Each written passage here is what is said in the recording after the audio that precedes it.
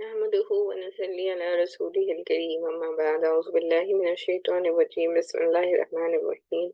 Very warm welcome to you all. آج ہماری خلاصۃ القرآن کی کلاس میں انشاءاللہ ہم پارہ نمبر 28 کا خلاصہ کر رہے ہیں.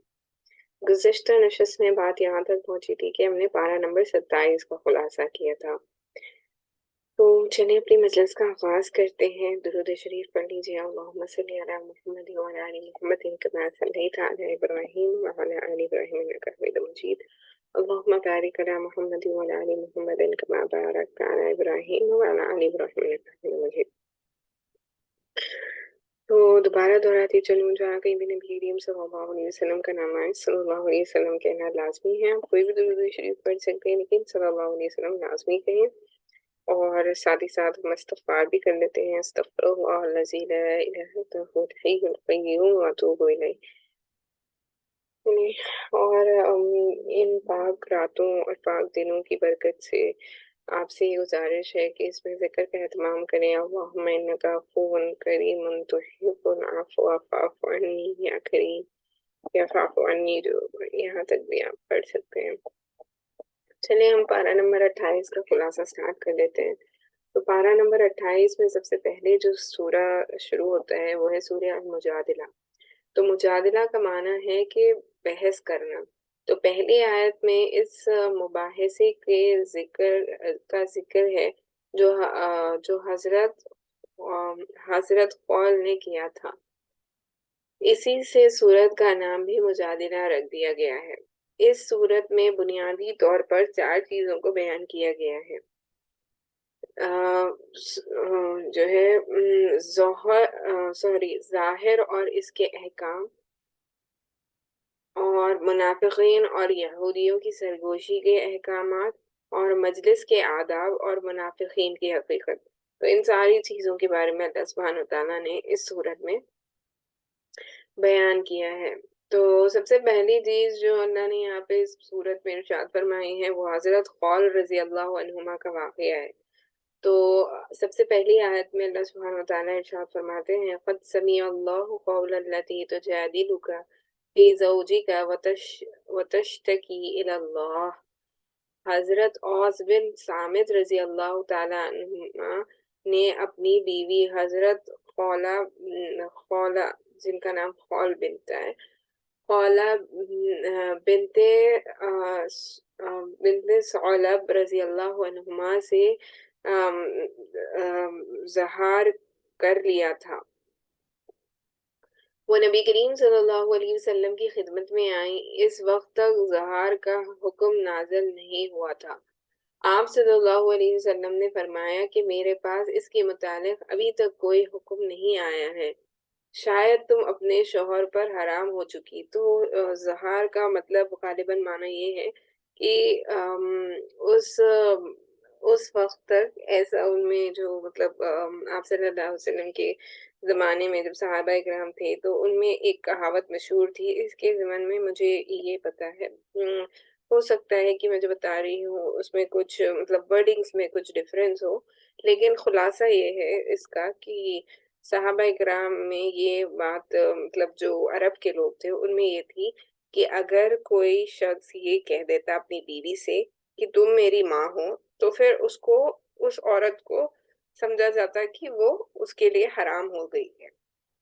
اگر غصے میں بھی وہ اگر کہہ دیتے کہ تم میری ماں ہو تو ایسے ہی کچھ سملر الفاظ ملتے ہیں، تو وہ جب یہ کہہ دیتے تو گویا وہ عورت اس آدمی کے لیے حرام ہو جاتی. یہ ان کا ماننا تھا. تو جب ان صحابی سے بھی ایسی بات نکل گئی تو ان کی بیوی نے آ کے اللہ کے نبی صلی اللہ علیہ وسلم سے اس کے بارے میں پوچھا. تو اللہ کے نبی صلی اللہ علیہ وسلم نے کیا کہا کہ اس کے متعلق میرے پاس کوئی حکم نہیں آیا ہے. تو اللہ کے نبی صلی اللہ علیہ وسلم نے فرمایا کہ شاید تم اپنے شوہر پر حرام ہو چکی ہو. تو حضرت خولہ جو تھی انہوں نے بار بار نبی کریم صلی اللہ علیہ وسلم سے کہہ رہی تھی کہ میرے شوہر نے طلاق کا لفظ نہیں کہا، اور اللہ تعالیٰ سے فریاد کر رہی تھی. اس پہ یہ آیت نازل ہوئی ہے جس میں اللہ تعالیٰ نے یہ فرمایا کہ طلاق کا لفظ جب استعمال ہوتا ہے غالباً تبھی جو ہے بیوی شوہر کے لیے حرام ہوتی ہے، دوسرے الفاظ سے حرام نہیں ہوتی، غالباً اس کا یہ معنی بتایا جاتا ہے۔ تو طلاق بھی جب ایک دفعہ کہا جائے تو وہ نہیں مطلب اس کی شرائط ہیں کہ پہلی بار دفعہ کہا گیا ہو تو کیا ہے، دوسری مرتبہ کہہ دیا گیا ہو تو کیسا ہے، اور تیسری بار اگر 3 دفعہ کہہ دیا گیا ہو تو دوبارہ ان میں رشتہ نہیں ہوتا۔ ایسے ایسے جو احکامات ہیں ان کو کھلی کھلی طریقے سے بیان کیا گیا ہے۔ پھر زہار جو ہے جو ان سے ہوا تھا اس کا کفارہ کیا ہے، اللہ نے اس کو بھی یہاں پہ بیان فرمایا۔ آیت نمبر 3 میں اللہ سبحانہ وتعالی ارشاد فرماتے ہیں والذین یظاہرون من نسائہم ثم یعودون لما قالوا، جب کوئی شخص اپنی بیوی سے زہار کر لے تو جب کفارہ ادا نہ کر لے اس وقت تک بیوی کے پاس نہیں جا سکتا۔ تو یہاں پہ اللہ سبحانہ وتعالیٰ نے یہ بتایا کہ جب تک وہ شخص کفارہ نہ ادا کر لے تب تک وہ اپنی بیوی کے پاس نہیں جا سکتا۔ تو یہاں کفارے کی صورت 3 بیان کی گئی ہیں۔ غلام کو آزاد کرے، اگر غلام آزاد کرنے کی قدرت نہ ہو تو 2 ماہ مسلسل روزے رکھے، اگر کسی شرعی عذور، بڑھاپا یا بیماری کی وجہ سے روزے نہ رکھ سکتا ہو تو مسکینوں کو 2 وقت کا پیٹ بھر کھانا کھلائے۔ تو اللہ نے یہ سارے کفارے کی بارے میں بتایا کہ کس طریقے سے کفارہ ادا کیا جا سکتا ہے اور دوبارہ اپنی بیوی کے پاس جا سکتے ہیں۔ اس کے بعد اللہ سبحانہ وتعالیٰ نے اگلی چیز جو یہاں پر اس صورت میں بیان فرمائی ہے وہ ہے معذرت،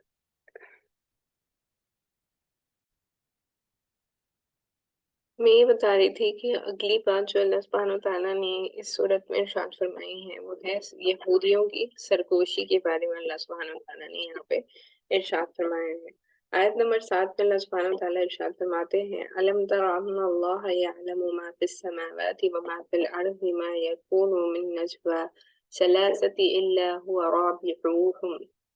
یہودیوں کی عادت تھی کہ جب مسلمانوں کو آتا دیکھتے تو آپس میں سرگوشی کرتے تھے۔ مقصود یہ ہوتا تھا کہ مسلمان پریشان ہو کہ شاید ہمارے خلاف سازش ہو رہی ہے، تو مسلمانوں کو پریشان کرنے کے لیے یہودیاں سرگوشیاں کیا کرتے تھے، یعنی کہ جیسے ہی مسلمانوں کو آتے ہوئے دیکھتے تو آپس میں ایسا معلوم ہوتا تھا کہ یہ مسلمانوں کے خلاف کوئی سازش کر رہے ہیں۔ تو ان کی دیکھا دیکھی منافقین بھی ایسا ہی کرتے تھے، تو منافقین جو تھے وہ بھی ایسے ہی کرتے تھے، تو اس سے مسلمانوں کو تکلیف ہوتی تھی نا، مسلمانوں کو تکلیف ہوتی تھی، تو یہود اور منافق کو سرگوشی سے منع کیا گیا، وہ پھر بھی باز نہ آئے، سرگوشیوں سے وہ باز نہیں آئے۔ تو اس پہ یہ آیت نازل ہوئی کہ اللہ تعالیٰ کو ان کی سرگوشیاں اور سازشوں کی سب خبر ہے، یہ اپنی خیر منائے، یعنی کہ اللہ سبحانہ وتعالیٰ ان کی ہر عمل کو جانتا ہے اور اللہ سبحانہ وتعالیٰ ان کی اس پر پکڑ کرے گا اور ان کو عذاب ہوگا، اس کے بارے میں یہاں پہ بیان کیا گیا ہے۔ اگلی چیز جو اس صورت میں ملتی ہے وہ ہے مجلس کے آداب، کہ اگر آپ کوئی مجلس اٹینڈ کرتے ہیں تو اس کے آداب کیا ہونے چاہیے۔ تو آیت نمبر 11 میں اللہ سبحانہ وتعالیٰ ارشاد فرماتے ہیں یا ایھا الذین آمنوا اذا قیل لکم تفسحوا فی المجالس فافسحوا۔ نبی کریم صلی اللہ علیہ وسلم ایک مرتبہ صوفہ چبوترے میں تشریف فرما تھے۔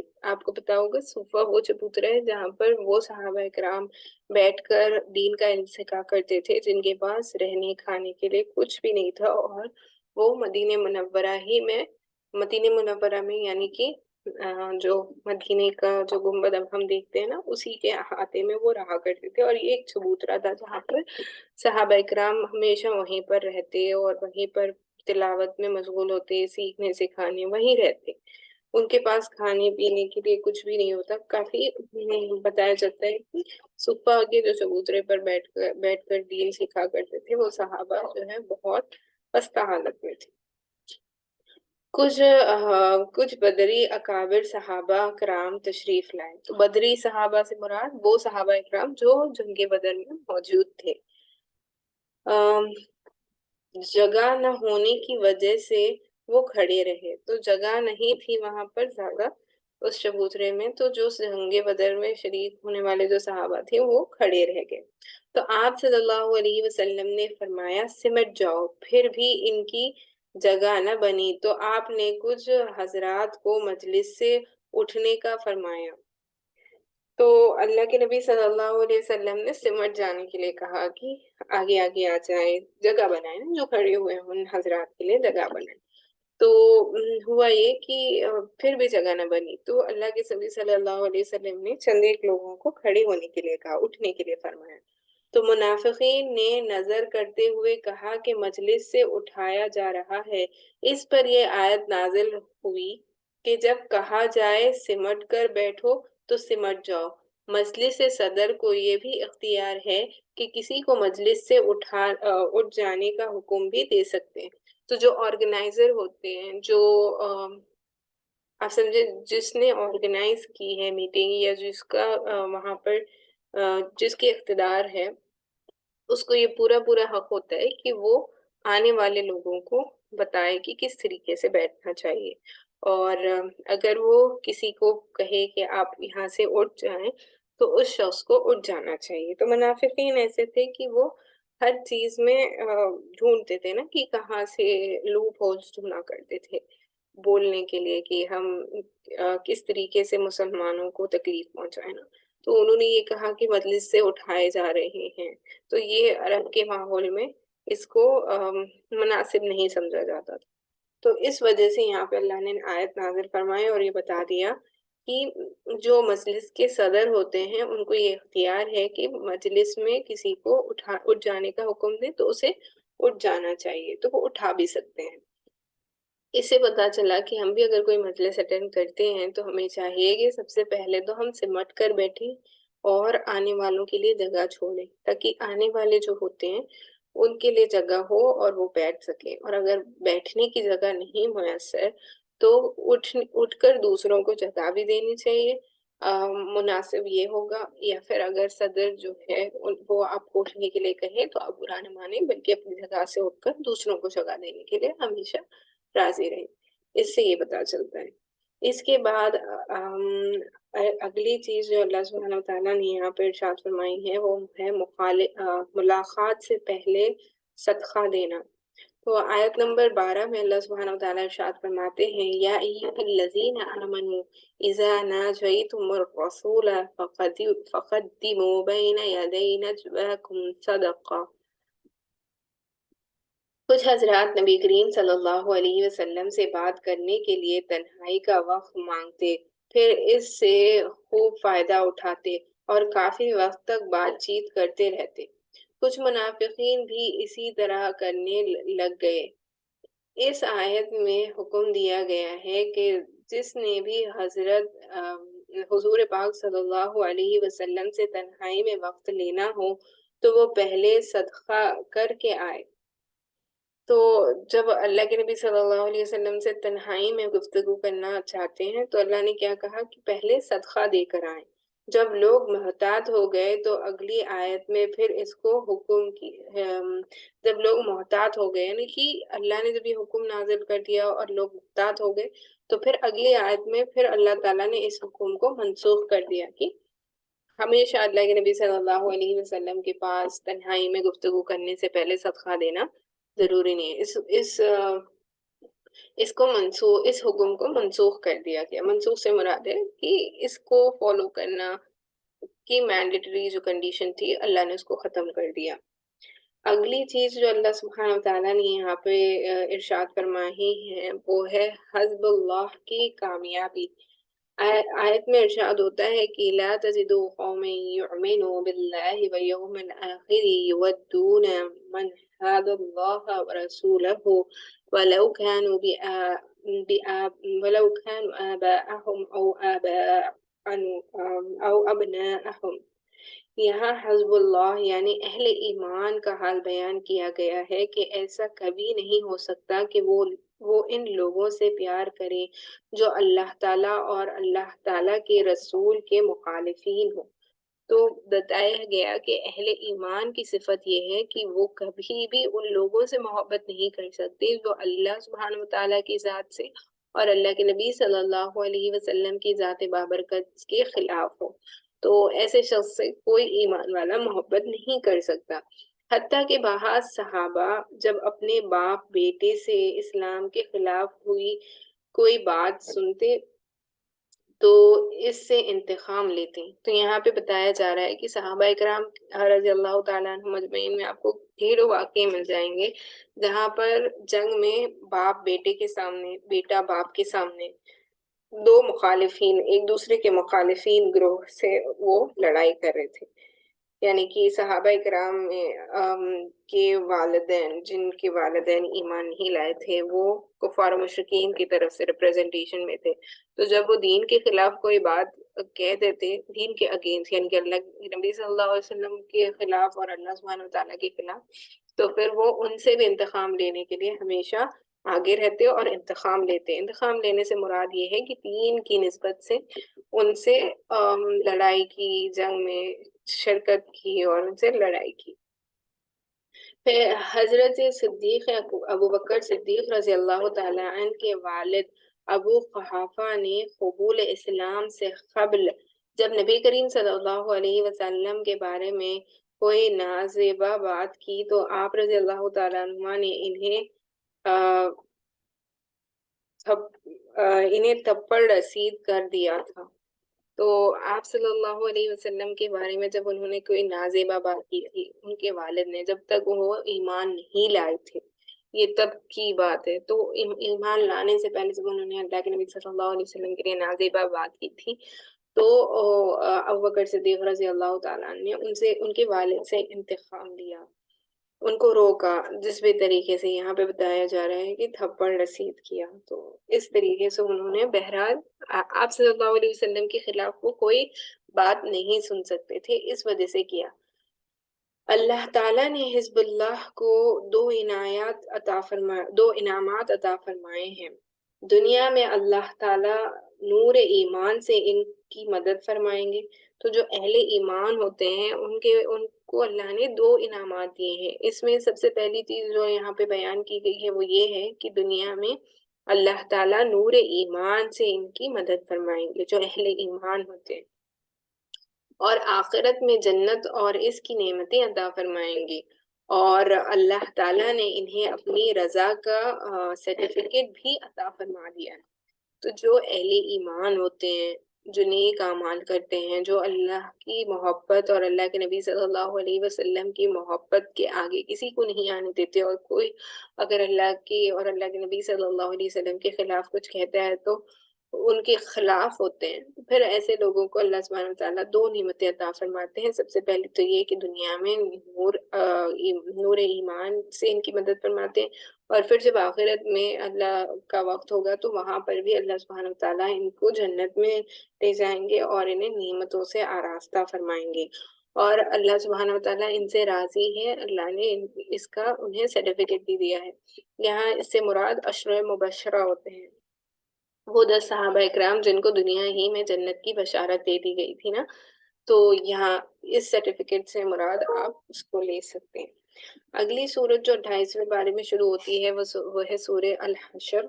تو حشر کا ایک معنی جمع کرنا ہے اور ایک معنی اخراج یا جلاوطنی بھی ہے. یعنی آپ جیسے کہتے ہیں نا کہ شہر کے باہر نکال دیا جائے، اسے ایک جگہ پر رہنے نہ دیا جائے، دوسری جگہ اس کو بھیج دیا جائے، جلا وطن کر دیا جائے.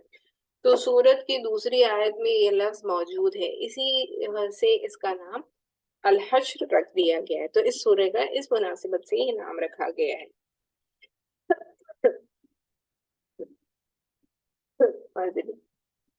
تو یہاں پر آیت نمبر 2 میں اللہ سبحانہ وتعالیٰ میں جو سب سے پہلی چیز اس سورت میں جو سب سے پہلا عنوان ملتا ہے وہ ہے بنو نذیر کا واقعہ اللہ نے یہاں پہ بیان کیا ہے.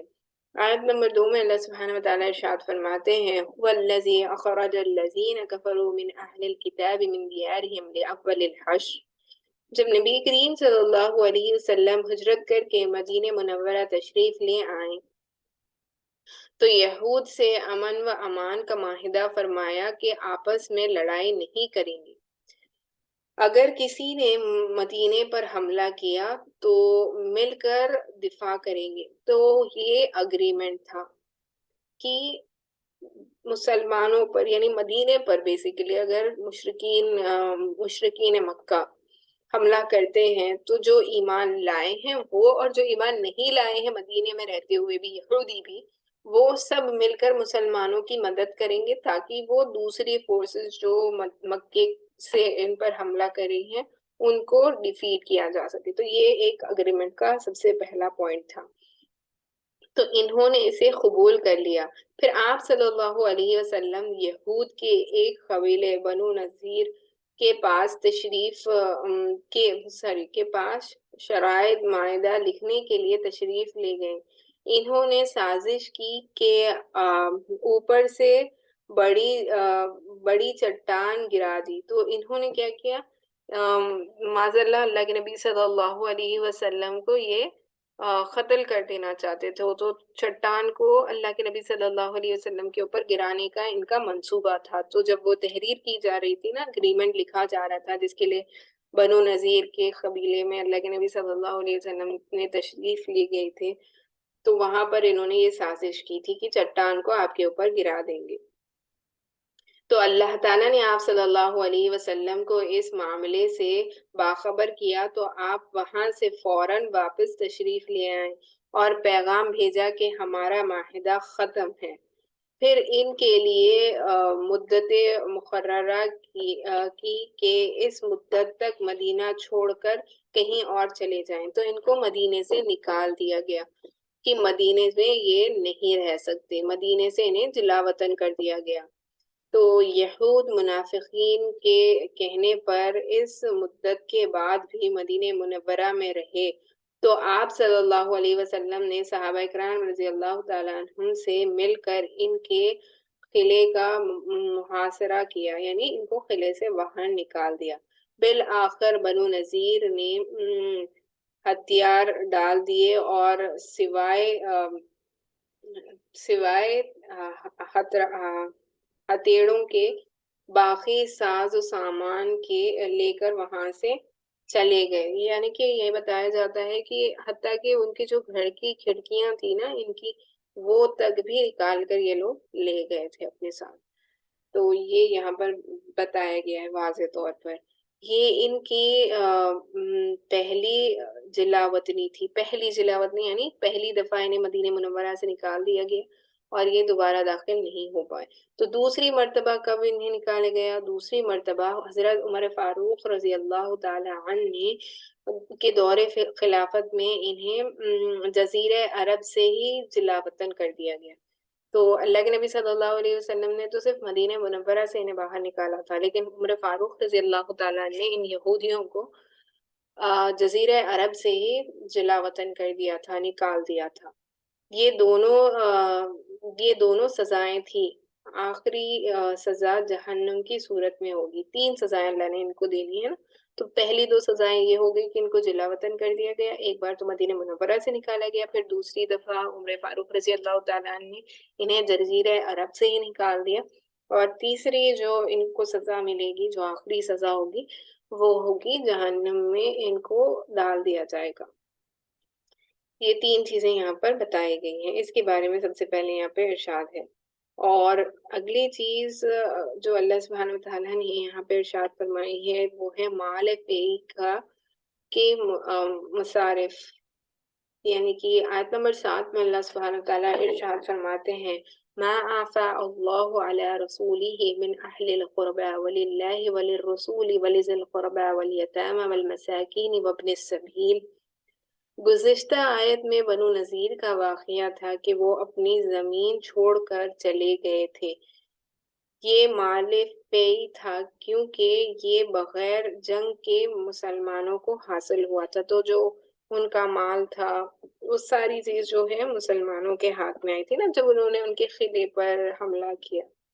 اب یہاں سے مال فی کے مصارف بیان فرمایا ہے اور وہ 5 ہے۔ وہ کیا ہے؟ رسول اللہ صلی اللہ علیہ وسلم اور پھر کن کن کو وہ مال ملے گا نا، کن کن کو میں وہ مال تقسیم کیا جائے گا یا وہ اس کے مستحق ہے؟ سب سے پہلے تو رسول اللہ صلی اللہ علیہ وسلم، پھر قرابت دار، یتیم، مسکین اور مسافر، ان سارے لوگوں کو دیا جائے گا۔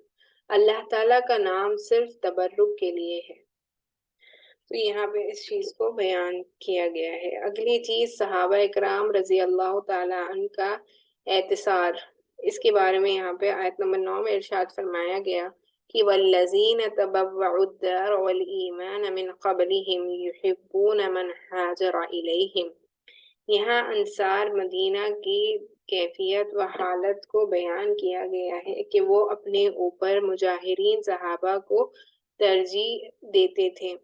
خصوصاً حضرت ابو طلحہ انصاری رضی اللہ تعالیٰ عنہ کا واقعہ ہے، جو نبی کریم صلی اللہ علیہ وسلم کے فرمانے پر کچھ مہمانوں کو کھانا کھلانے کے لیے اپنے ہاں لے گئے۔ کھانا کھانا کم تھا تو انہوں نے بہانے سے چراغ بجھا دیا۔ مہمانوں نے خوب سیر ہو کر کھانا کھایا۔ تو یہاں پر یہ واقعہ ہے کہ ایک صحابی تھے جن کا نام ملتا ہے ابو طلحہ انصاری، تو ان کے گھر میں کھانے کے لیے بہت زیادہ تو نہیں تھا، لیکن انہوں نے کیا کیا، جب اللہ نے مہمانوں اللہ کے نبی صلی اللہ علیہ وسلم نے جو مسافر ہوتے تھے ان کی مہمان نوازی کے لیے کہا، تو انہوں نے مہمان نوازی کو قبول کیا اور اپنے گھر لے گئے۔ لیکن چونکہ زیادہ تھا نہیں، تو انہوں نے اپنی بیوی سے کہا تھا کہ جب وہ دستر پر بیٹھ جائیں تو خاموشی سے چراغ کو بجھا دینا، اور وہ جو مسافر ہے ان کو ہم کھانے دے دیں گے اور ہم بھوکے رہ جائیں گے۔ تو آپ دیکھیں صحابہ اکرام رضی اللہ تعالیٰ عنہ مجمعین، اتنا ان کا بڑا دل کہ وہ خود قربانیاں لے کر ہم تک انہوں نے دین کو پہنچایا ہے۔ یہاں پر ان کا یہ واقعہ اللہ نے بیان کیا ہے۔ اگلی چیز اللہ سبحانہ و تعالیٰ نے جو یہاں پہ ارشاد فرمائی ہے وہ ہے بنو قینقاع کی شکست کے بارے میں۔ بنو قینقاع بھی ایک قبیلہ تھا، تو یہاں پہ آیت نمبر 15 میں اللہ سبحانہ وتعالیٰ ارشاد فرماتے ہیں کَمَثَلِ الَّذِينَ مِنْ قَبْلِهِمْ قَرِيبًا ذَاقُوا وَبَالَ أَمْرِهِمْ وَلَهُمْ عَذَابٌ عَلِيمٌ۔ یہاں یہود کے ایک اور قبیلے بنو قینقاع کا ذکر ہے، انہوں نے بھی نبی کریم صلی اللہ علیہ وسلم کے ساتھ معاہدہ امن کیا تھا، تو امن کا معاہدہ تھا، پھر خود ہی جنگ کے لیے تیار ہو گئے۔ مسلمانوں کے ہاتھوں ذلت اور امیز شکست ہوئی، یعنی انہیں شکست ہوئی، اور مدینہ منورہ سے جلا وطن کیے گئے، انہیں بھی مدینہ منورہ سے نکال دیا گیا۔ تو یہ یہودیوں کا دوسرا قبیلہ تھا جنہیں جلا وطن کیا گیا۔ اگلی چیز جو یہاں پہ ارشاد کی گئی ہے وہ ہے منافقین شیطان کی طرح ہیں۔ تو منافق جو ہوتے ہیں نا، جو ہپوکریٹس ہوتے ہیں، جس کا ڈیول نیچر ہوتا ہے، اللہ نے بتایا کہ یہ لوگ آپ سمجھیں شیطان کی طرح ہیں۔ آیت نمبر 16 میں اللہ سبحانہ وتعالیٰ ارشاد فرماتے ہیں کَمَثَلِ الشَّيْطَانِ إِذْ قَالَ لِلْإِنسَانِ اكْفُرْ فَلَمَّا كَفَرَ قَالَ إِنِّي بَرِيءٌ مِّنْكَ إِنِّي أَخَافُ اللَّهَ رَبَّ الْعَالَمِينَ۔ شیطان لوگوں کو کفر پر اکساتا ہے، جب لوگ کفر اختیار کر لیتے ہیں تو کہتا ہے کہ میں بری ہوں، جیسا بدر کے موقع پر ہوا، آخرت میں بھی یہی کرے گا۔ اسی طرح منافقین بھی یہود دونوں نذیر اور بنو نذیر، جو منافقین تھے نا بنو نذیر کے یہود کے، سے کہہ رہے تھے کہ تم ڈٹے رہو، مدینے سے نہ نکلو، ہم تمہاری مدد کریں گے۔ جب وقت آیا تو منافقین نے شیطان والا موقف اپنا لیا۔ تو یہ جو بنو نذیر کے لوگ تھے، یہ جو بالکل آپ سمجھیں مسلمانوں سے انہوں نے معاہدہ کر کے توڑ دیا اور اللہ کے نبی صلی اللہ علیہ وسلم کو تکلیف پہنچانی انہوں نے چاہی، تو یہ جو منافقین تھے وہ یہی کہہ رہے تھے کہ تم اپنی جگہ سے نہ ہٹو، ہم تمہاری مدد کریں گے۔ لیکن جب وقت آیا تو یہ منافقین پیچھے ہٹ گئے۔ جس طریقے سے شیطان قیامت کے دن جھٹلا دے گا نا، یہی کہے گا کہ میں نے تو بس اکسایا تھا، یہ کیا اس نے ہے تو اس کا گناہ مجھے نہیں ملنا چاہیے بلکہ آپ اسی کو دیں اللہ سبحانہ وتعالیٰ۔ تو وہ صرف اکسانے کا کام کرتا ہے۔ اسی طریقے سے اللہ نے ان منافقین کی مثال دی ہے کہ یہ شیطان کی طرح ہے۔ جس طرح شیطان اپنی بات سے پھر جاتا ہے نا، اسی طریقے سے یہ منافقین بھی اپنی بات سے پھر جاتے ہیں۔ اگلی چیز جو اللہ سبحانہ وتعالیٰ نے یہاں پہ ارشاد فرمائی ہے وہ ہے اسماء حسنی۔ اللہ سبحانہ وتعالیٰ کے بہترین نام ہے نا، جو اسماء حسنی ہے، اس کے بارے میں اللہ نے یہاں پہ ارشاد فرمایا ہے هو اللہ الذی لا الہ الا هو الملک القدوس السلام المؤمن المہیمن العزیز الجبار المتکبر۔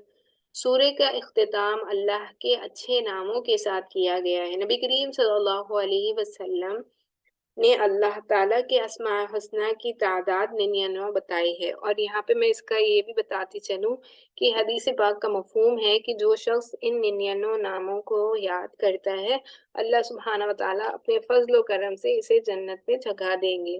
تو یہ بہت سب سے سمپلسٹ چیز ہے جو ہم کر سکتے ہیں، جو ہمیں یہ گارنٹی دیتی ہے کہ ہم جنت میں جانے والے ہوں گے نا۔ تو اللہ کے پیارے پیارے نام ہیں 99 نام، اس کو یاد کرنے کا اہتمام کرے اور اپنی دعاؤں میں اس کو استعمال کرے۔ اگلی چیز اگلی سورت جو 28ویں پارے میں ہے وہ ہے سورہ ممتحنہ۔ تو ممتحنہ کا معنی ہے امتحان لینے والا۔ تو ممتحنہ کا معنی ہے امتحان لینے والا۔ تو اس سورت میں ان عورتوں کا امتحان لینے کا حکم دیا گیا ہے جو مکہ مکرمہ سے ہجرت سے کر کے مدینہ منورہ آئیں، اس لیے اس کا نام ممتحانہ رکھ دیا گیا ہے۔ تو اس وجہ سے کیونکہ اس میں امتحان کا ذکر ہے۔ تو یہاں پہ سب سے پہلی چیز جو اللہ سبحانہ تعالیٰ نے ارشاد فرمائی ہے وہ ہے دشمن خدا سے دوستی جائز نہیں۔ یعنی جو اللہ سبحانہ تعالیٰ کے اور نبی کریم صلی اللہ علیہ وسلم کے دشمن ہیں، ان سے کوئی دوستی کرنا جائز نہیں ہے۔ آیت نمبر 1 میں اللہ سبحانہ تعالیٰ ارشاد فرماتے ہیں یا ایھا الذین آمنوا لا تتخذوا عدوی وعدوکم اولیاء۔ ان آیات کا پیش منظر یہ ہے کہ حدیبیہ کے بعد جب کفار کی طرف سے صلح حدیبیہ کے عہد شکنی کی گئی تو نبی کریم صلی اللہ علیہ وسلم نے قریش مکہ کو اطلاع کروا دی کہ اب وہ معاہدہ باقی نہیں رہا، کیونکہ یہ جو صلح حدیبیہ کا اگریمنٹ تھا یہ کفار و مشرکین ہی نے توڑا تھا، مسلمانوں نے نہیں توڑا تھا۔ تو مدینے میں نبی کریم صلی اللہ علیہ وسلم نے مکے پر حملے کی تیاری شروع فرما دی۔ مکے کی ایک عورت مکے کی ایک عورت سارہ نامی، جس کا نام سارہ ملتا ہے، سارہ نامی مالی مدد کے لیے آئی ہوئی تھی۔ تو مسلمانوں کی مالی مدد کے لیے آئی ہوئی تھی۔ اس کے ذریعے حضرت خطاب بن ابی بطلہ رضی اللہ عنہ نے اپنے اہل و عیال کے خاطر جو مکے میں تھے قریش پر احسان کرنے کے لیے خط بھیجا کہ نبی کریم صلی اللہ علیہ وسلم عنقریب مکے پر حملہ آور ہوں گے۔ تو یہ جو عورت آئی تھی یہ مالی مدد کرنے کے لیے آئی تھی۔ تو یہ جو صحابی تھے ان کے خاندان والے وہ سب مکے میں تھے نا، تو انہوں نے ایک خط بھیجا تھا جس کے ذریعے سے انہوں نے بتایا کہ عنقریب آپ صلی اللہ علیہ وسلم مسلمانوں کے ساتھ مکے پر حملہ کرنے والے ہیں۔ اس کے متعلق یہ آیت نازل ہوئی ہے کہ اے ایمان والوں، میرے اور اپنے دشمن کو دوست نہ بناؤ کہ تم ان کو دوستی کے پیغام بھیجو گے، حالانکہ ان لوگوں نے تمہارے دین حق کو جھٹلایا ہے۔ تو یہاں بتایا جا رہا ہے کہ جو ایمان نہیں لائے وہ گویا ان سے دوستی کرنا، ان کی خیرخواہی کرنا یہ جائز نہیں ہے۔ ان لوگوں نے اللہ کے نبی کو اور تمہیں مکے سے صرف اس وجہ سے نکالا تھا کہ تم اللہ رب العزت پر ایمان لاتے۔ تو آپ دیکھیں یہاں پر واضح طور پر صحابہ اکرام رضی اللہ تعالیٰ عنہم اجمعین کو تک اللہ نے روکا کہ وہ بس اپنے خاندان والوں، اپنے گھر والوں کو آگاہ کرنے کے لیے خط بھیج رہے تھے نا۔ تو لیکن اللہ نے اس سے بھی منع فرمایا، کیوں؟ کیونکہ یہ گویا اس طریقے سے ہے کہ تم ان سے دوستی کر رہے ہو جو دین اسلام کے دشمن ہے نا، ان کی حفاظت کے بارے میں اگر تم سوچتے ہو تو وہ صحیح نہیں ہے۔ اس کے بعد اگلی چیز جو یہاں پہ اس صورت میں اللہ سبحانہ وتعالیٰ نے ارشاد فرمایا ہے وہ ہے کفار سے ترک معاملہ ہاں کفار سے ترک موالات پر تائید۔ تو آیت نمبر 4 میں اللہ سبحانہ وتعالیٰ ارشاد فرماتے ہیں قد كانت لكم أسوة حسنة في إبراهيم والذين معه إذ قالوا لقومهم إن براء منكم ومما تعبدون من دون الله۔ سورت کے شروع میں حضرت حاتب بن ابی بطعہ رضی اللہ تعالیٰ عنہ کا واقعہ تھا کہ اللہ تعالیٰ کے اور اپنے دشمن پر احسان کرنے کی ان کی دلی دوست مت مانو، کیا یعنی کہ انہیں اپنے دل سے دوست مت مانو۔ اب یہاں سے ان کی تائید کے لیے حضرت ابراہیم علیہ السلام اور ان کے ساتھیوں کے اسوہ کو بیان کیا جا رہا ہے کہ اس کا سارا خاندان والد سمیت شرک کی دلدل میں ڈوبا ہوا تھا۔ آپ کو تو پتا ہوگا، جیسے ہم نے قرآن مجید کے خلاصے میں بہت دفعہ ابراہیم علیہ السلام کا واقعہ بار بار دیکھا ہے، تو اس میں یہ بتایا گیا ہے کہ ابراہیم علیہ السلام کے تو پورے خاندان والے شرک میں مبتلا تھے نا، ان کے والد ہی تو بت بناتے تھے اور ان کے ساری قوم کے لوگ جو تھے وہ بت پرست تھے۔ تو حضرت ابراہیم علیہ السلام نے نہ صرف ان سے براعت کا اعلان کیا بلکہ عداوت کا بھی اعلان کر دیا کہ جب تک کہ تم اللہ تعالیٰ کو نہ مان لو میں تمہارا دشمن ہوں۔ تو انہوں نے اس کا اعلان بھی کیا تھا، اسی وجہ سے انہوں نے سارے بتوں کو توڑ دیا تھا نا، اور جو سب سے بڑا بت تھا اس کے ہاتھ میں وہ ہتھوڑا لٹکا دیا تھا، تاکہ ان کو یہ سمجھائیں کہ کرنے والی ذات صرف اللہ کی ہے، ان بتوں میں کوئی طاقت نہیں کہ تمہاری کوئی مدد کر سکے۔ اس کو یہاں پہ دوبارہ اللہ کے نبی صلی اللہ علیہ وسلم کے صحابہ کے لیے اور پھر ہم تمام کے لیے اللہ نے بیان فرمایا ہے۔ اگلی چیز جو اللہ سبحانہ وتعالیٰ نے یہاں پہ ارشاد فرمائی ہے وہ ہے مکے سے آنے والی خواتین کا حکم۔ تو آیت نمبر 10 میں اللہ سبحانہ وتعالیٰ ارشاد فرماتے ہیں یا ایھا الذین آمنوا اذا جاءکم المؤمنات مہاجرات فامتحنوہن۔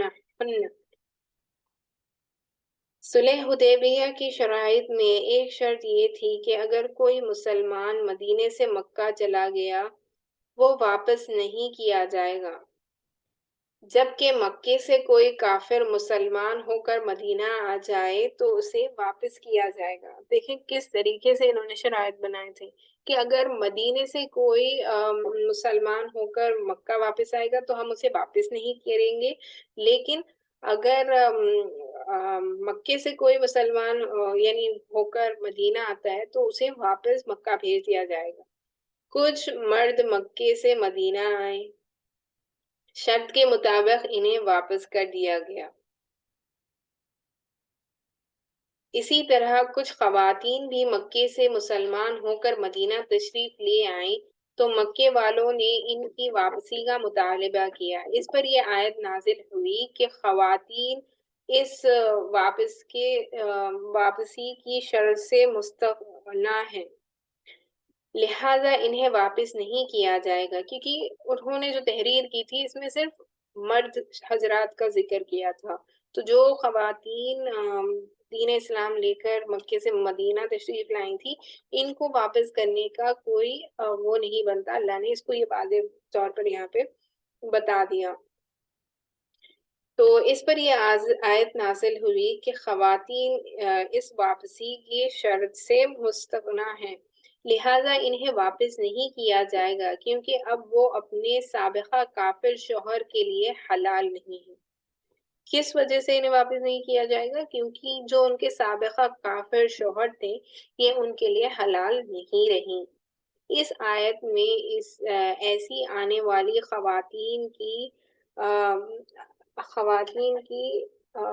جانچ پڑتال کا حکم دیا گیا ہے کہ انہیں پکڑ لیا جائے کہ واقعی وہ مسلمان ہو کر آئی ہیں یا کوئی اور مقصد ہے۔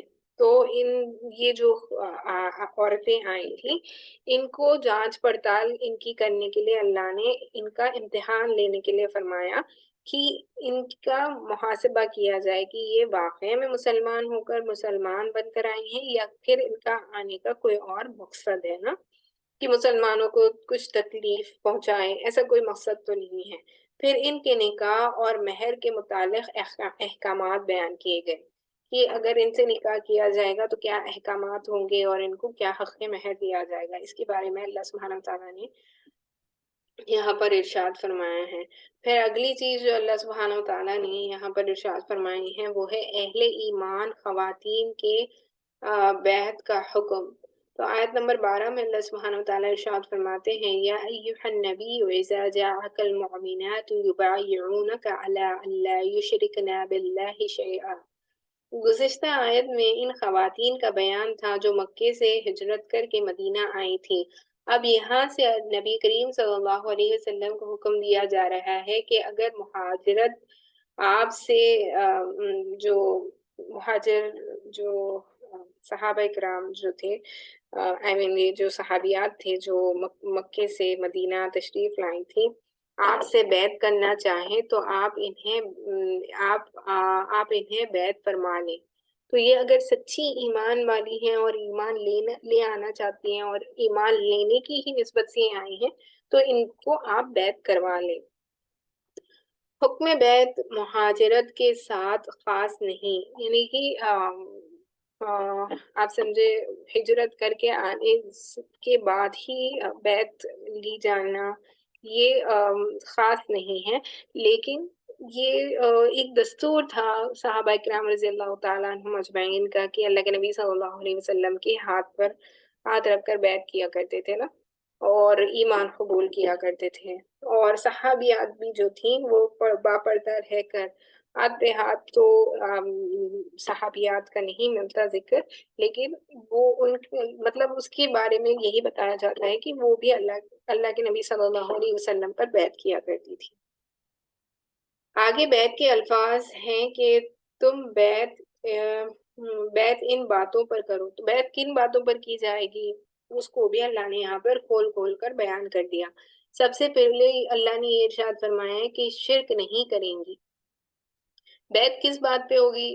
بیعت سے مراد یہ ہے کہ انسان اقرار کرے کہ میں یہ کروں گا یہ نہیں کروں گا نا۔ تو سب سے پہلے یہ بتایا گیا کہ بیعت اس چیز پر کریں کہ شرک نہیں کریں گی، چوری نہیں کریں گی، زنا نہیں کریں گی، ناحق اولاد کو قتل نہیں کریں گی، اور بہتان نہیں باندھیں گی۔ بہتان کسے کہتے ہیں؟ کسی کے بارے میں کوئی ایسی بات کہنا جو سچ نہیں ہے، اس پر تہمت لگانا، بہتان کرنا، اسے کہا جاتا ہے۔ اور ہر نیک بات مانیں گی۔ تو یہ ساری چیزیں اللہ نے ان سے بیعت لینے کے لیے کہا۔ آپ علیہ السلام نے ان کے لیے اللہ تعالیٰ سے دعا بھی فرمائی، بے شک اللہ تعالیٰ معاف فرمانے والا ہے۔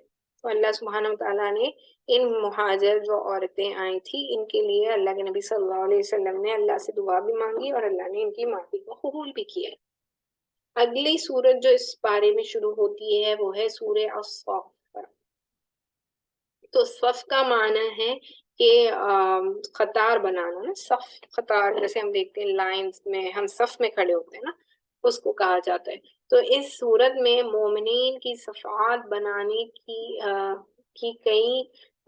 گئی ہے کہ وہ جہاد میں صف بناتے ہیں۔ تو مسلمان جو ہیں ان کے بارے میں صف بنانے کے متعلق بتایا گیا ہے کہ وہ جہاد میں کس طریقے سے صف بناتے ہیں، اسی لیے سورت کا نام الصافہ یعنی صف سے مراد ہے نا، تو یہ رکھ دیا گیا ہے۔ سب سے پہلے ہم دیکھ لیتے ہیں اس کے بارے میں شان نزول کے۔ تو شان نزول یعنی کہ وہ کب نازل ہوئی۔ تو آیت نمبر 2 میں اللہ سبحانہ وتعالیٰ ارشاد فرماتے ہیں یا ایھا الذین آمنوا لما تقولون ما لا تفعلون۔ بعض صحابہ اکرام رضی اللہ تعالیٰ عنہم اجمعین نے فرمایا کہ ہمیں اگر یہ معلوم ہو جائے کہ اللہ تعالیٰ کے نزدیک کون سا عمل محبوب ہے تو ہم اس پر اپنی جانیں نثار کر دیں گے۔ تو صحابہ اکرام کے دل میں ہمیشہ یہ خواہش ہوتی تھی کہ ہم کیسے اللہ کو راضی کر لیں نا، ہم کون سا ایسا عمل کریں جس سے اللہ راضی ہو جائے۔ تو اللہ کو جو سب سے محبوب کام ہے ہم اس کو پہلے کرنا چاہیں گے، یہ صحابہ اکرام رضی اللہ تعالیٰ عنہم اجمعین کا ہمیشہ منشا ہوتا تھا۔ اس وقت یہ صورت نازل ہوئی تو نبی کریم صلی اللہ علیہ وسلم نے ان حضرات کو بلا کر یہ صورت سنائی۔ اس میں تعلیم دی گئی ہے کہ کوئی ایسی بات کرنا جس میں کوئی بڑا دعویٰ ہو تو یہ مومن کی شان کے لائق نہیں۔ تو بڑے بڑے دعوے کرنا اللہ نے اس کو مومن کی شان کے خلاف بتایا ہے۔ ہو سکتا ہے کہ جس کا دعویٰ کیا ہے اسے پورا نہ کر سکیں، تو اسی لیے بڑے بڑے چیزوں کے دعوے کرنے سے اللہ نے منع کیا ہے مومنین کو۔ اسی لیے جب بھی اس طرح کی کوئی بات کرنی ہو تو ساتھ ہی انشاءاللہ کہہ دینا چاہیے۔ اگر کوئی بڑا کام کرنے کا انسان عزم کرتا ہے کسی بھی کام کا، تو اسے ہمیشہ اس کے ساتھ انشاءاللہ کہنا چاہیے، کیونکہ اگر وہ دعویٰ کرتا ہے کہ میں یہ کروں گا اور وہ نہ کر سکے تو پھر یہ مومن کی شان کے خلاف ہے۔ تو یہاں پر قرآن مجید میں دوسری جگہوں پر بھی اللہ نے یہ ارشاد فرمایا ہے کہ جب بندہ انشاءاللہ کہنا بھول جاتا ہے تو جب یاد آ جاتا ہے تو یاد آنے پر اللہ کا نام ہمیں لے لینا چاہیے، لیکن مناسب یہ ہے کہ جب ہم کوئی کام کرنے کا ارادہ کریں تو پھر اللہ کا نام اس میں لیں کہ اگر اللہ چاہے تو میں یہ کروں گا۔ پھر اگلی آیت میں بتا دیا کہ اللہ تعالیٰ ان لوگوں کو پسند کرتے ہیں جو میدان جہاد میں نکل کر سیس پلائے دیواروں کی طرح ڈٹ کر لڑتے ہیں۔ جیسے بہت مضبوط دیواریں جو ہوتی ہیں نا جنہیں گرایا نہیں جا سکتا، اس طریقے سے اگر ڈٹ کر لڑائی کرتے ہیں تو یہ اللہ کو سب سے محبوب عمل ہے۔ اس کو بیان کیا گیا کہ جہاد میں نکلیں اور جہاد میں نکلنے کے بعد بھی ڈر کر واپس پیٹ پلٹ کر نہ آ جائے، بلکہ ڈٹ کر ان سے مقابلہ کیا جائے۔ اس کو اللہ سبحانہ وتعالیٰ سب سے زیادہ پسند کرتے ہیں اور یہ سب سے محبوب عمل ہے، اس کو یہاں پر بتایا گیا۔ اگلی چیز جو اللہ سبحانہ وتعالیٰ نے یہاں پہ ارشاد فرمائی ہے وہ ہے بشارت عیسیٰ علیہ السلام۔ آیت نمبر 6 میں اللہ سبحانہ وتعالیٰ ارشاد فرماتے ہیں وَإِذْ قَالَ عِيسَى ابْنُ مَرْيَمَ يَا بَنِي إِسْرَائِيلَ إِنِّي رَسُولُ اللَّهِ إِلَيْكُمْ۔ گزشتہ آیت میں ذکر تھا کہ بنی اسرائیل نے حضرت موسیٰ علیہ السلام کو تکلیف پہنچائی، جس کے نتیجے میں اللہ تعالیٰ نے ان کے دلوں کو ٹکڑے ٹکڑے فرما دیا۔ اس سے مراد یہ ہے کہ اللہ نے ان کو پلٹا دیا، ان کے اوپر دین اسلام کی کوئی بات کا اثر ہی نہیں ہوتا تھا نا، ان کے دلوں کو اللہ نے پلٹ دیا۔ اب یہاں سے حضرت عیسیٰ علیہ السلام کی رسالت کا ذکر ہو رہا ہے۔ حضرت عیسیٰ علیہ السلام نے بنی اسرائیل سے 3 باتیں فرمائیں۔ نمبر 1، اپنی رسالت کا ذکر فرمایا کہ میں بنی اسرائیل میں تمہارے پاس اللہ کا رسول بنا کر بھیجا گیا ہوں۔ تو سب سے پہلی جو چیز عیسیٰ علیہ السلام نے بنی اسرائیل والوں سے کہی وہ یہ کہ میں تمہاری طرف اللہ کا رسول بنا کر بھیجا گیا ہوں۔ نمبر 2، رات کی تصدیق فرمائیں، یعنی کہ رات کی تصدیق فرمانے سے مراد یہ ہے کہ ہمیشہ دن جب ہوتا ہے تو رات جو برپا ہوتی ہے اس میں اکثر ہوتا یہ ہے کہ برائی بدکاری کی طرف لوگ چل پڑتے ہیں نا، تو اس کی وجہ سے رات کی تصدیق فرمائی۔ نمبر 3، بعد میں آنے والے پیغمبر حضرت محمد صلی اللہ علیہ وسلم کی بشارت بھی دی کہ میرے بعد ایک اور نبی آئیں گے جن کا نام احمد ہوگا، اور جن کا نام احمد ہوگا یہ بیان کیا گیا۔ جب حضرت عیسیٰ علیہ السلام نے بنی اسرائیل کو کھلی نشانیاں دکھائی تو بنی اسرائیل کہنے لگے کہ یہ تو کھلا جادو ہے۔ تو بنی اسرائیل کے لوگوں نے بھی اپنے نبی عیسیٰ علیہ السلام کو یہی کہہ کر جھٹلایا تھا کہ یہ کھلا کھلا جادو ہے۔ اگلی چیز اللہ نے جو یہاں پر ارشاد فرمائی ہے وہ ہے دین اسلام باقی اور غالب رہے گا۔ جو دین اسلام ہے یہ ہمیشہ ہمیشہ باقی رہنے والا ہے اور ہمیشہ غالب رہنے والا ہے، اس کو اللہ نے یہاں پر ارشاد فرمایا۔ آیت نمبر 8 میں اللہ سبحانہ وتعالی ارشاد فرماتے ہیں یریدون لیطفئوا نور اللہ بافواہہم واللہ متم نورہ ولو کرہ الکافرون۔ کفار اپنے منہ سے اللہ تعالیٰ کے نور کو بجھانا چاہتے تھے، تو وہ اپنے منہ سے ایسی باتیں کرتے تھے نا کہ اللہ کا نور بجھ جائے معاذ اللہ، جبکہ اللہ تعالیٰ اپنے نور کو مکمل کریں گے، جبکہ اللہ تعالیٰ اپنے نور کو مکمل کریں گے اگرچہ کافر کو یہ بات جتنی بھی بری لگی۔ یعنی کہ دین اسلام غالب ہوگا اور مسلمان غالب ہوں گے۔ اس کا مطلب یہ ہے کہ کفار اپنے منہ سے اس دین کو ختم کرنا چاہتے تھے، یعنی کہ دین اسلام کو ختم کرنا چاہتے تھے۔ یہ ان کی زبانی دعوے ہیں کہ ہم دین کو مٹا دیں گے، لیکن یہ دین ان کے دعوے سے مٹنے والا نہیں ہے، مٹ ہی نہیں سکتا۔ آج بھی ہم دیکھتے ہیں دنیا میں ہر جگہ یہی کوشش کی جا رہی ہے کہ عصر نو سے مسلمانوں کا صفایا کر دیا جائے، مسلمان کوئی باقی نہ رہے۔ یہ ساری باطل جو قومیں ہیں ان کی کوشش ہی یہ ہے کہ مسلمانوں کو مٹا دیا جائے نا، تو یہ ہو ہی نہیں سکتا۔ اللہ کی نصرت اور مدد ہمارے ساتھ ہمیشہ شامل حال ہوگی، اور یہ جو دین اسلام ہے یہ کبھی بھی مٹے گا نہیں، اس کو یہاں پہ بیان کیا گیا۔ آگے آیت نمبر 9 میں اللہ سبحانہ وتعالی ارشاد فرماتے ہیں هو الذي ارسل رسوله بالهدى ودين الحق ليظهره على الدين كله۔ دین اسلام غالب رہے گا، لیکن اس سے مراد غالب برہانی ہے کہ جس نے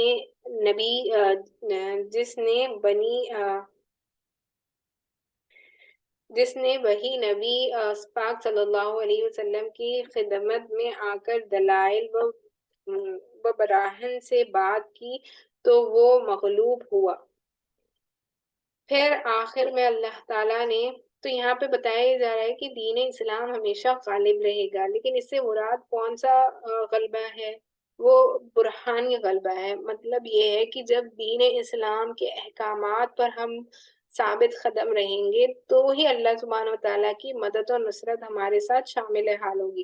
آج ہم دیکھتے ہیں کہ مسلمان کٹ رہے ہیں، پٹ رہے ہیں، یہ اسی وجہ سے ہو رہا ہے۔ علماء کرام بتاتے ہیں کہ ہم نے اپنے دین اسلام کو چھوڑ دیا، ہم دین اسلام کے جو احکامات ہیں ان کو پورے نہیں کرتے۔ ہم خود مسلمان ہیں لیکن ہمیں دین اسلام کے احکام پر چلنا پسند نہیں ہے، اسی کی وجہ سے آج مسلمان جو ہے ذلیل و رسوا ہو رہے ہیں۔ پھر آخر میں اللہ تعالیٰ نے حضرت عیسیٰ علیہ السلام کے حواریوں کا تذکرہ فرمایا، جنہوں نے حضرت عیسیٰ علیہ السلام کی مدد و نصرت فرمائی۔ تو حواری جو ان کے صحابہ تھے نا، جو عیسیٰ علیہ السلام کی قوم میں جو ایمان لائے تھے، جو ان کے صحابہ تھے جنہوں نے عیسیٰ علیہ السلام کو دیکھا تھا اور اس پر ایمان لائے تھے، انہیں حواری کہا جاتا ہے۔ تو حواریوں کا یہاں پہ تذکرہ کیا کہ اللہ سبحانہ وتعالیٰ ان کے بارے میں خوب خبر رکھتا ہے جنہوں نے عیسیٰ علیہ السلام کی مدد اور نصرت فرمائی تھی۔ اگلی سورت جو اس بارے میں شروع ہوتی ہے وہ ہے سورہ الجمعہ، جمعہ جو سورہ جمعہ کہا جاتا ہے۔ تو اس سورت کے آخر میں جمعہ مبارک کے احکامات کو بیان کیے گئے ہیں، اس لیے اس کا نام الجمعہ رکھ دیا گیا ہے۔ تو سب سے پہلا عنوان جو اس میں ملتا ہے وہ ہے خاتم الانبیاء کی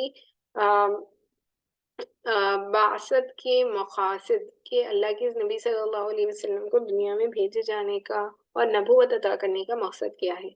آیت نمبر 2 میں اللہ سبحانہ وتعالی ارشاد فرماتے ہیں هو الذی بعث فی الأمیین رسولا منہم یتلو علیہم آیاتہم ویزکیہم ویعلمہم الکتاب والحکمہ۔ یہاں اللہ تعالیٰ نے نبی پاک صلی اللہ علیہ وسلم کی بعثت کے 4 بنیادی مقاصد بیان فرمائے ہیں جو آپ صلی اللہ علیہ وسلم نے عملاً کیے تھے۔ سب سے پہلا تو یہ کہ اللہ تعالیٰ کی آیتیں پڑھ پڑھ کر سناتے تھے، جو اللہ نے ان پر نازل کی ہیں وہ پڑھ پڑھ کر سناتے تھے۔ اہل ایمان کا تزکیہ نفس فرماتے تھے، جو صحابہ کرام جو ایمان لے آئے تھے ان کے وجود یعنی نفس کا پیوریفیکیشن آف دی ہارٹ نا، تو جو باتیں اللہ کے نبی صلی اللہ علیہ وسلم بتاتے تھے اس سے ظاہری اور باطنی صفائی ہو جاتی تھی، تزکیہ ان کا نفس کا تزکیہ ہو جاتا تھا، اس کو فرمایا۔ یعنی اخلاق عجوب، کبر، حسد، یہ ساری بغض، کینہ اور یہ جو گندی عقائد ہیں ان سے اللہ کے نبی صلی اللہ علیہ وسلم کے ساتھ رہنے اور ان کی باتوں پر عمل کرنے سے پاک ہو جایا کرتے تھے۔ پھر اگلی چیز جو اللہ کے نبی صلی اللہ علیہ وسلم جو عملاً کر کر ہمیں سکھاتے ہیں وہ ہے قرآن مجید کا معنی سمجھتے ہیں اور سنت کی تعلیم دیتے ہیں۔ تو اللہ کے نبی صلی اللہ علیہ وسلم پر کیونکہ یہ کلام اتارا گیا اور قرآن مجید عربی زبان میں اتارا گیا، کیونکہ عرب کے لوگوں کی زبان ہی عربی تھی اور اللہ کے نبی صلی اللہ علیہ وسلم کی بھی زبان عربی تھی، تو قرآن مجید کو وہ معنی سے سمجھتے تھے اور سنت کی اللہ کے نبی صلی اللہ علیہ وسلم نے تعلیم دی ہے ہمیں کہ کن کن چیزوں کو عمل کرنے سے سنت پر عمل کرنے والے ہم بن سکتے ہیں۔ یہ ساری چیزوں کا یہاں پر بیان کیا گیا ہے۔ اگلی چیز جو اللہ سبحانہ وتعالیٰ نے یہاں پہ ارشاد فرمائی ہے وہ ہے یہودیوں کی مذمت اللہ نے کی ہے۔ آیت نمبر 5 میں اللہ سبحانہ وتعالیٰ فرماتے ہیں مثل الذین حملوا التوراۃ ثم لم يحملوا کمثل الحمار يحمل اسفارا۔ یہودی کہتے تھے کہ ہم تورات کو مانتے ہیں، تو یہودیوں کا ہمیشہ سے یہ دعویٰ رہا ہے کہ وہ تورات کو مانتے ہیں۔ تورات میں نبی کریم صلی اللہ علیہ وسلم کی صفات مذکورہ تھی، یہود انہیں پڑھ بھی چکے تھے، لیکن جب نبی کریم صلی اللہ علیہ وسلم مبعوث ہوئے تو یہود آپ صلی اللہ علیہ وسلم پر ایمان نہ لائے اور تورات کی مخالفت کی۔ ان کی مثال اس گدھے جیسی ہے جس پر کتابیں لاد دی گئی ہو۔ تو ان یہودیوں کی مثال اللہ نے کس کی طرح بتائی کہ ان کے پاس ساری چیزوں کا علم تھا، لیکن اس کے باوجود انہوں نے اپنے غرور اور تکبر کی وجہ سے یہ بات قبول نہیں کی، دین اسلام کو قبول نہیں کیا، اللہ کے نبی صلی اللہ علیہ وسلم کو آخری نبی نہیں مانا۔ تو ان کی مثال اللہ نے یہ بتائی کہ یہ گدھے کے جیسے ہیں جس کے اوپر بہت سی کتابیں لاد دی گئی، یعنی کہ بہت سارا ان کے پاس علم ہے لیکن یہ کوئی فائدے کا علم نہیں ہے، بالکل بھی کوئی ان کو فائدہ دینے والا علم نہیں ہے۔ اگلی چیز جو اللہ سبحانہ وتعالیٰ نے اس صورت میں بیان فرمائی ہے وہ ہے اہل ایمان کے لیے ہدایت اللہ نے کی ہے۔ آیت نمبر 9 میں اللہ سبحانہ وتعالیٰ ارشاد فرماتے ہیں یا ایھا الذین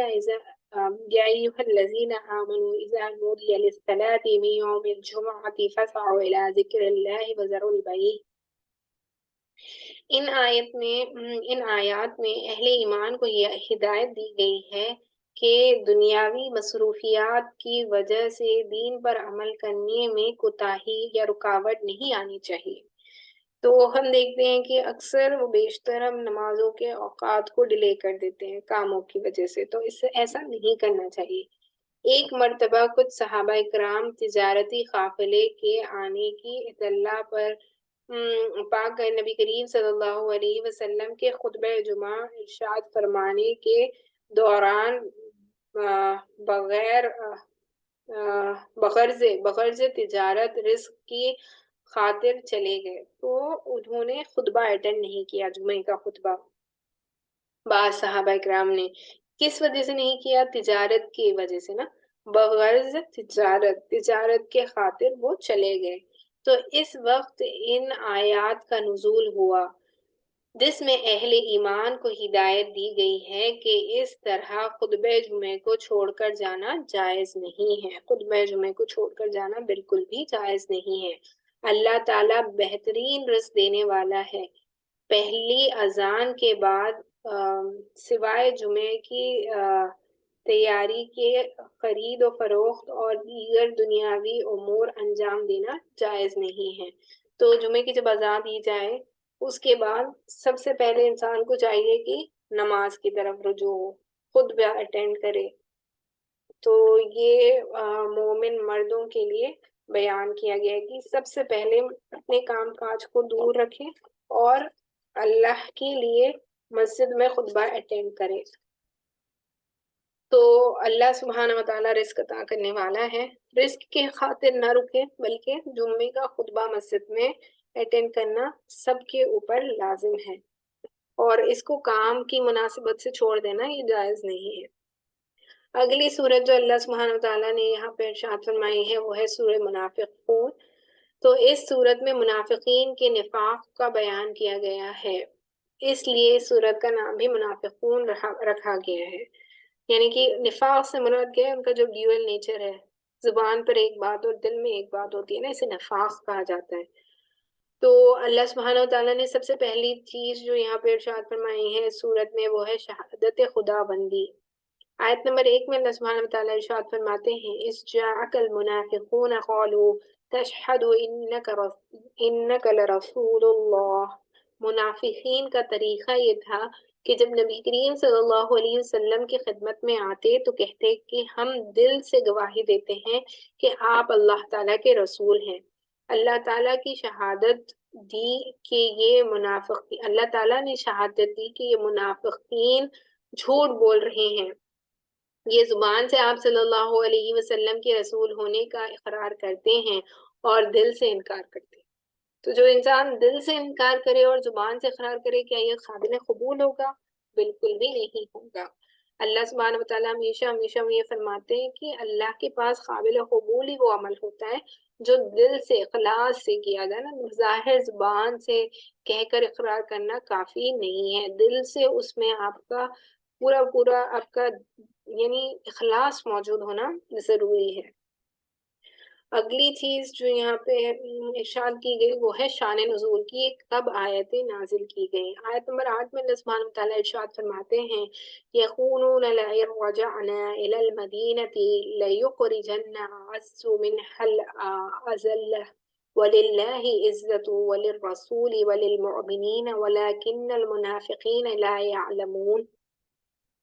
عرب کا ایک قبیلہ بنو المستلق مدینہ منورہ پر حملہ کرنے کے لیے تیاری میں مصروف تھا. نبی کریم صلی اللہ علیہ وسلم صحابہ کرام کو لے کر خود تشریف لے گئے. انہیں شکست کا سامنا ہوا. نبی کریم صلی اللہ علیہ وسلم نے ایک چشمے کے قریب پڑاؤ ڈالا. پانی کے معاملے میں ایک مہاجر اور انصار صحابی کے مابین تکرار ہوئی، دونوں کے بیچ میں تکرار ہوئی، مہاجر اور انصاری صحابہ کے بیچ میں، اور معاملہ بڑھ کر جھگڑے تک جا پہنچا. تو نبی کریم صلی اللہ علیہ وسلم نے سمجھایا، ان کے آپس میں معافی تلافی ہو گئی. واپسی پر عبداللہ بن ابی نے کہا کہ مہاجرین کو اتنا سر پہ نہ چڑھاؤ کہ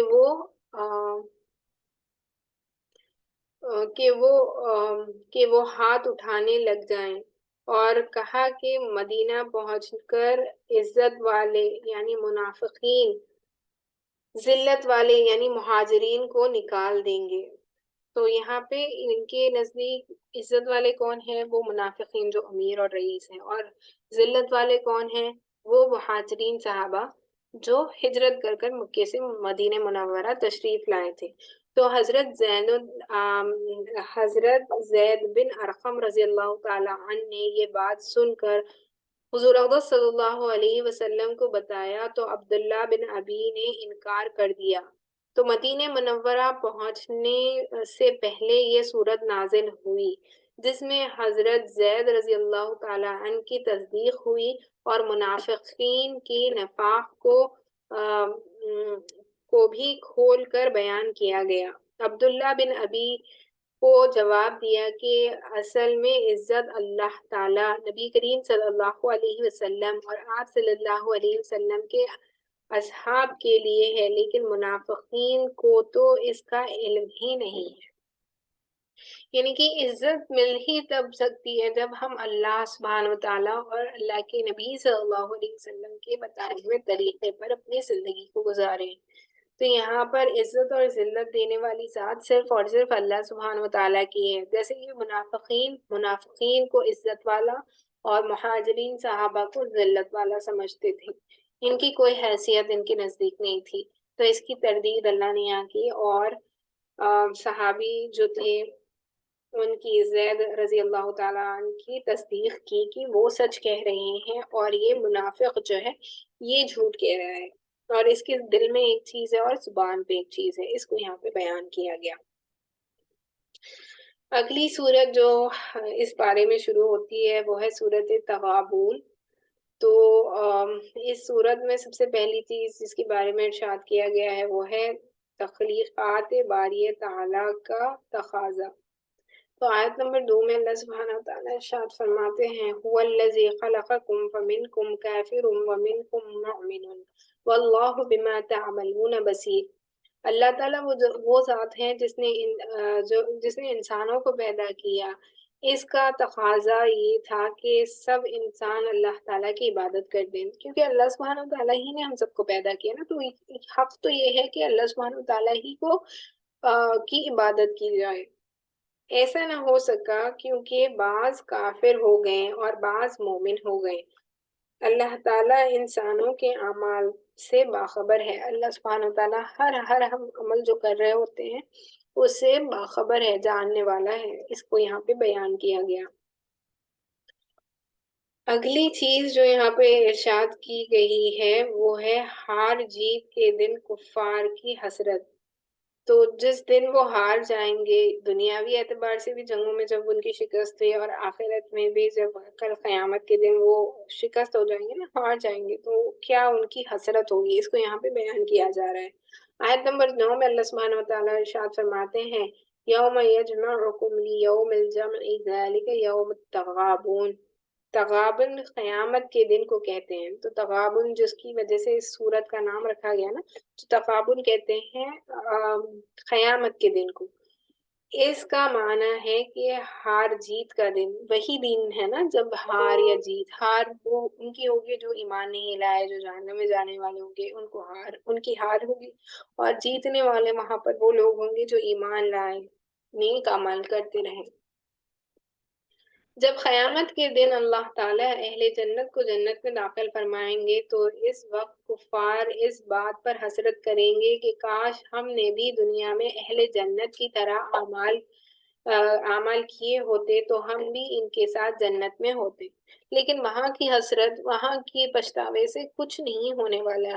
یہ ہم ایمان والوں کے لیے بھی ہے کہ وہاں جب انسان ساری چیزوں کو اپنے آپ دیکھ لے گا اور پھر تب وہ ندامت کرے گا اور اللہ سے التجا کرے گا کہ اللہ مجھے دنیا میں بھیج دے، میں کچھ عبادت کر لوں گا، کچھ عبادت کر کے واپس آؤں گا، ایک بار سبحان اللہ الحمدللہ اللہ اکبر کہہ لوں گا، لیکن اسے کوئی مہولت نہیں دی جائے گی۔ تو جو وقت ہے ہمارے پاس اللہ کو راضی کرنے کا، وہ صرف اور صرف یہی ہے جب ہم دنیا میں موجود ہیں۔ یہ دنیا میں رہتے ہوئے ہی ہمیں اگلی دنیا، ان کی آخرت جو ہمیشہ ہمیشہ رہنے والی زندگی ہے، اس کی تیاری کرنا ہے۔ اگلی چیز جو اللہ سبحانہ وتعالیٰ نے یہاں پہ ارشاد فرمائی ہے وہ ہے ازواج و اولاد کی دشمنی کا مطلب۔ آیت نمبر 14 میں اللہ سبحانہ وتعالیٰ ارشاد فرماتے ہیں یا ایہا الذین آمنوا ان من ازواجکم و اولادکم عدو لکم فاحذروہم۔ یہاں بیوی اور بچوں کا ذکر کیا جا رہا ہے کہ بیوی بچے انسان کے دشمن ہیں، لیکن یہ ہر بیوی بچوں کے متعلق نہیں ہے، بلکہ اس سے مراد وہ بیوی بچے ہیں جو انسان کے لیے دین پر عمل کرنے میں رکاوٹ بنتے ہیں۔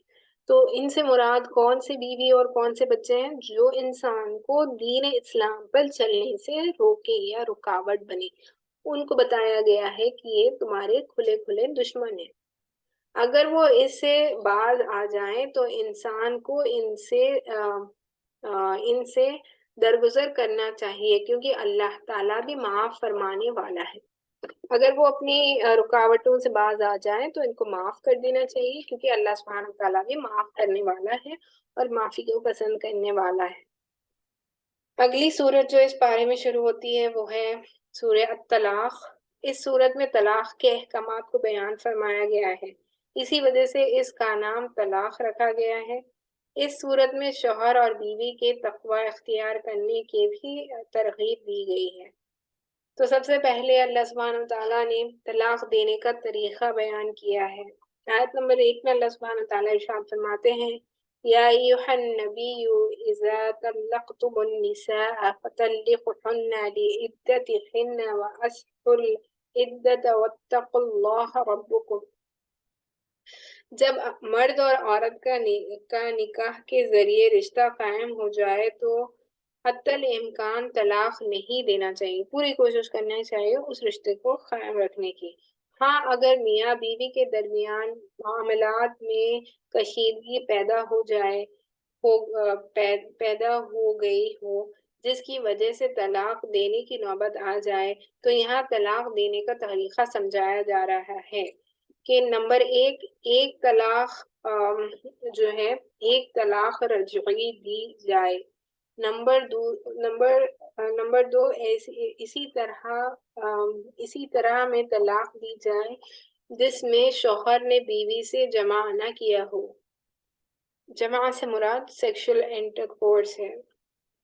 اور طلاق رجعی دینے کا فائدہ یہ ہوگا کہ اگر میاں بیوی کے درمیان وہ غلط فہمی یا وہ غصہ جس کی وجہ سے طلاق دی گئی اگر دور ہو جائے تو دوبارہ رجوع کے ذریعے اپنے نکاح کا رشتہ قائم کر سکتے ہیں. یعنی کہ ایک دفعہ جب طلاق دیا جائے، طلاق کا لفظ استعمال کیا جائے تو یہ احکام ہے. جماع کے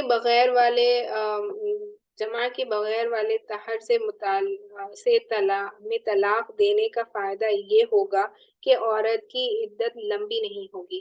یعنی کہ اگر وہ اس کے ساتھ کوئی سیکشل ریلیشن شپ نہیں رکھی گئی، اس کے ساتھ کوئی جماع نہیں کیا گیا تو پھر امکان ہی نہیں ہوگا نا کہ اسے بچہ ہو. تو اسی وجہ سے اس کی عدت جو ہوگی وہ کم ہو جائے گی، اس وجہ سے یہ بتایا گیا. اور طلاق رجعی کی عدت کے دوران عورت اپنے شوہر کے گھر میں رہ کر عدت گزارے گی. اس مدت کا نفقہ شوہر کے ذمہ، یعنی کہ اس کی ساری ضروریات کو پورا کرنا اس مدت میں بھی شوہر کے ہی ذمہ ہے. اس کو بیان کیا گیا. اگلی چیز جو بیان کی گئی ہے وہ ہے حائض اور حاملہ کی عدت. یعنی کہ اگر کوئی پریگننٹ عورت ہوتی ہے تو اس کی عدت کا کیا معاملہ ہوگا. اللہ سبحانہ وتعالیٰ آیت نمبر 4 میں ارشاد فرماتے ہیں واللاعی یئسن من المحیض من نسائکم ان ارتبعتم فعدتهن 3 اشہر واللاعی لم یحضن وأولاة الأحمال أجلهن أن يعزن حملهن. یہاں مختلف عورتوں کی عدت کو بیان کیا جا رہا ہے. حائض وہ عورتیں ہیں جن کو ماہواری نہیں آتی. تو حائض کا مطلب وہ ہے وہ عورتیں جن کو ماہواری نہیں آتی. ماہواری سے مراد آپ سمجھ سکتے ہیں کہ ہر مہینہ جو عورت کو حیض کا خون آتا ہے اسے ماہواری کہا جاتا ہے.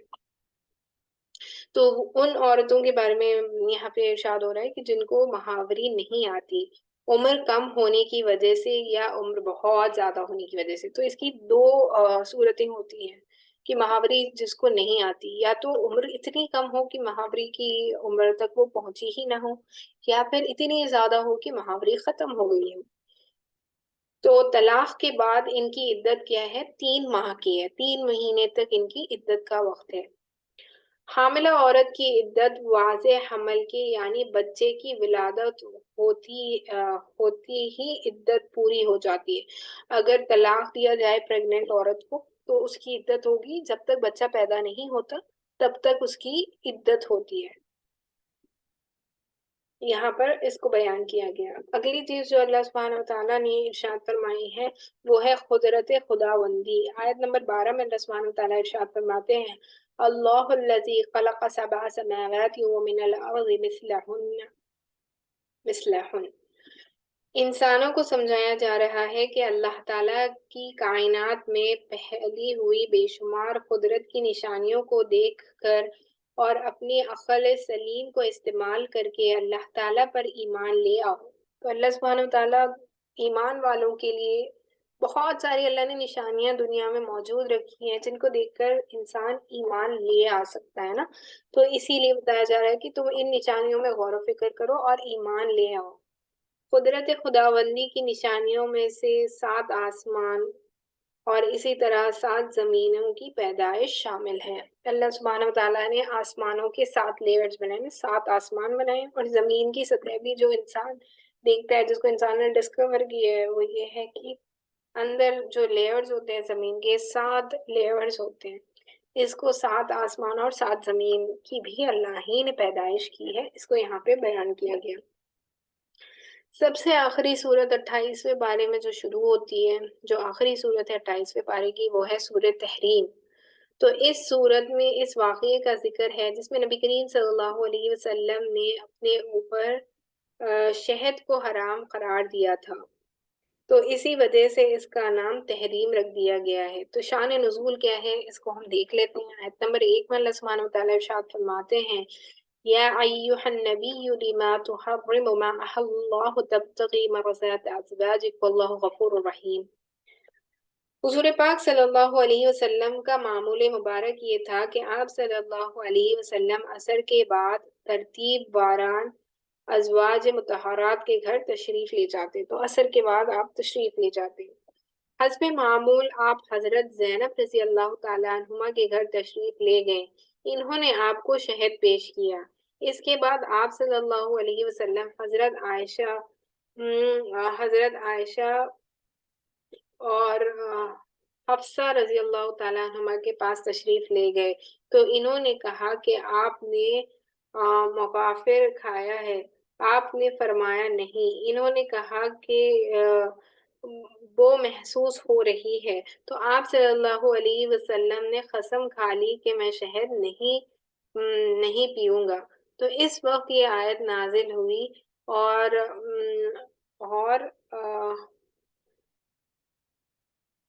اللہ سبحانہ وتعالیٰ بڑی شفقت کے ساتھ اللہ کے نبی صلی اللہ علیہ وسلم سے کہہ رہے ہیں، سے کہا گیا کہ آپ نے اپنی بیویوں کی خوشنودی حاصل کرنے کے لیے حلال چیز یعنی شہد کو حرام قرار کیوں کر دیا ہے؟ تو اللہ سبحانہ وتعالیٰ یہاں پہ اللہ کے نبی صلی اللہ علیہ وسلم کو بڑی پیار و محبت سے بتا رہے ہیں کہ آپ نے جو چیز اللہ نے حلال کی، شہد اللہ نے حلال کیا، اس کو آپ اپنے اوپر حلال اپنی بیویوں کی وجہ سے کیوں کر رہے ہیں؟ قسم توڑ کر کفارہ ادا کریں، کہ اللہ کے نبی صلی اللہ علیہ وسلم نے قسم کھا لی تھی کہ میں شہد نہیں کھاؤں گا، کیونکہ ان کی ازواج جو عائشہ رضی اللہ تعالیٰ عنہ اور حفصہ رضی اللہ تعالیٰ عنہ کو بو سی محسوس ہوئی نا، تو آگے آیت میں پوری تفصیل موجود ہے۔ اہل ایمان کو خلوص توبہ کرنے کا حکم اللہ نے دیا ہے آیت نمبر 8 میں، یا ایھا الذین آمنوا توبوا الی اللہ توبۃ نصوحا، اے ایمان والو خالص توبہ کرو۔ حضرت علی رضی اللہ تعالیٰ عنہ فرماتے ہیں کہ خالص توبہ یہ ہے کہ جو گناہ کیے ہیں اس پر آدمی کو ندامت ہو جائے، جو فرض چھوڑ دیا تھا اس کی قضا کر لے، کسی کا مال لیا تھا تو اس کو واپس کر دے، کسی سے زیادتی کی تھی تو اس سے معافی مانگے، آئندہ گناہ نہ کرنے کا عزم کر لے، اور جس طرح نفس کو گناہ کرتے دیکھا تھا اسی طرح نفس کو اللہ تعالیٰ کی اطاعت کرتے ہوئے بھی دیکھے۔ تو اس کو سچی اور خالص توبہ کہا گیا کہ انسان کو توبہ کس طریقے سے کرنا چاہیے۔ ان ساری چیزوں کی وضاحت جو ابھی میں نے بیان کی ہے، اس طریقے سے انسان کو توبہ کرنی چاہیے۔ خالص توبہ کرنے پر گناہوں کی معافی کا وعدہ ہے، اور ایسے باغات ملیں گے جن کے نیچے نہریں بہتی ہوں گی۔ اللہ تعالیٰ ہمیں بھی خالص توبہ کرنے کی توفیق عطا فرمائے، آمین یا رب العالمین۔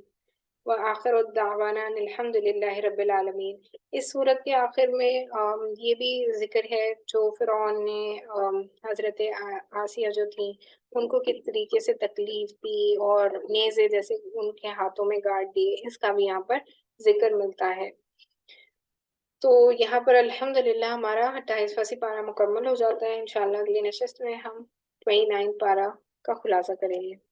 اللہ سبحانہ وتعالیٰ سے یہ دعا ہے کہ جو کہا گیا، جو سنا گیا، جو پڑھا گیا، وہ اس کو اللہ سبحانہ وتعالیٰ اپنے فضل و کرم سے قبولیت کا درجہ عطا فرمائے، اور تمام سامعین کو اور مجھے اور آپ کو، ہم سب کے لیے اس کو ہماری مغفرت کا ذریعہ بنائے۔ آمین یا رب العالمین، وآخر دعوانا ان الحمد للہ رب العالمین۔ سبحان اللہ و بحمدہ، سبحانک اللہم و بحمدک، نشہد ان لا الہ الا انت، نستغفرک و نتوب الیک۔ سبحان ربک رب العزت عما یصفون، وسلام علی المرسلین، والحمد للہ رب العالمین۔